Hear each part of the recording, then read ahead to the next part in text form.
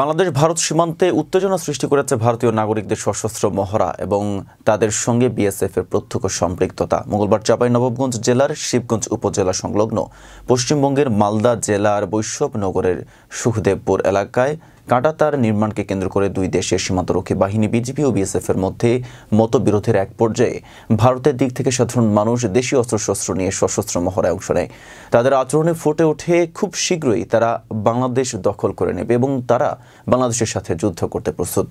এ বিষয়ে বিস্তারিত দেখুন রাকিবুল ইসলাম রোহিতের প্রতিবেদনে।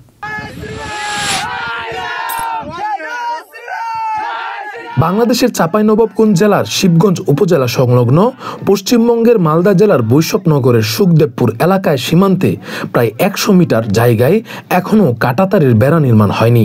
এই অংশে মঙ্গলবার সকাল থেকে বিএসএফ এসে কোনো কথাবার্তা ছাড়াই কাঁটাতারের বেড়ার কাজ শুরু করে।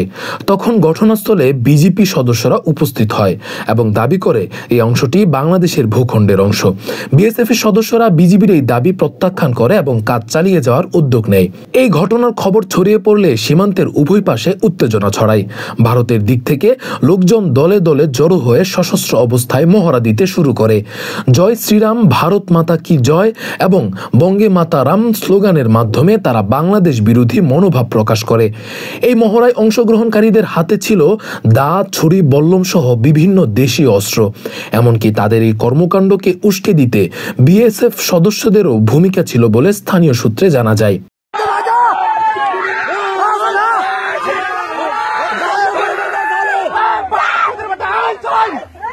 প্রত্যক্ষদর্শীদের মতে ভারতীয় জনতার আচরণ ছিল হিংস্র ও আক্রমণাত্মক, যা পুরো পরিস্থিতিকে আরও উত্তপ্ত করে তোলে। উপস্থিত ভারতীয় অনেকের বক্তব্যে চরম বাংলাদেশ বিরোধিতা প্রকাশ পেয়েছে। এই ভারতবর্ষকে আমরা একতা হিসাবে সবাই আছি, এখানে আমাদের কোনো জাতিভেদ নেই। এখানে আমরা সবাই উপস্থিত আছি, সুখদেবপুর গ্রামবাসী তথা এলাকা যত আছি আমরা। আগে বাংলাদেশ তো দূরের কথা, আগে আমাদের এই একটা গ্রামের মধ্যে যে আমাদের জনসাধারণ আছে তাদেরকে পরাস্ত করুক, তাহলে ভাববো তারা করি। ওই কলকাতা, দিল্লি, মুম্বাই সব হাজির করবে আমাদেরকে নিয়ে, আমাদেরকে জড়াই করবে, এটা কিন্তু মেনে নেওয়া যায় না।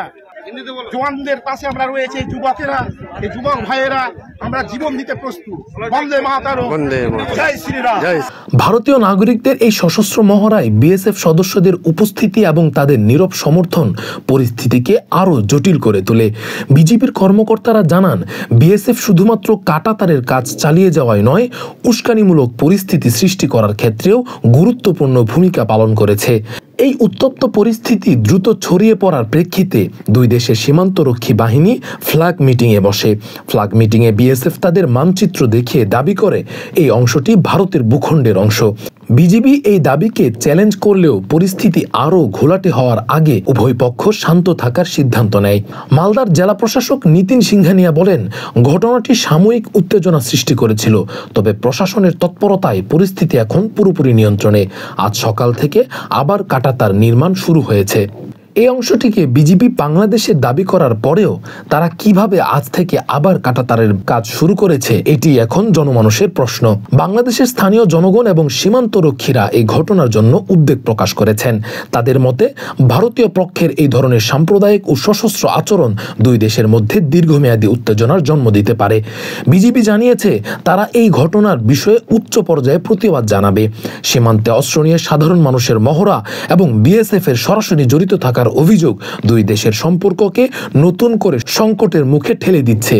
বিশেষজ্ঞরা বলছেন, এই ধরনের কার্যকলাপ সাম্প্রদায়িক উত্তেজনা বাড়িয়ে তুলতে পারে এবং উভয় দেশের কূটনৈতিক সম্পর্কে নেতিবাচক প্রভাব ফেলতে পারে। সীমান্তের সাম্প্রতিক এই ঘটনা দুই দেশের মধ্যে সীমান্ত ব্যবস্থাপনা ও বিশ্বাসের ঘাটতির বিষয়টি সামনে নিয়ে আসে।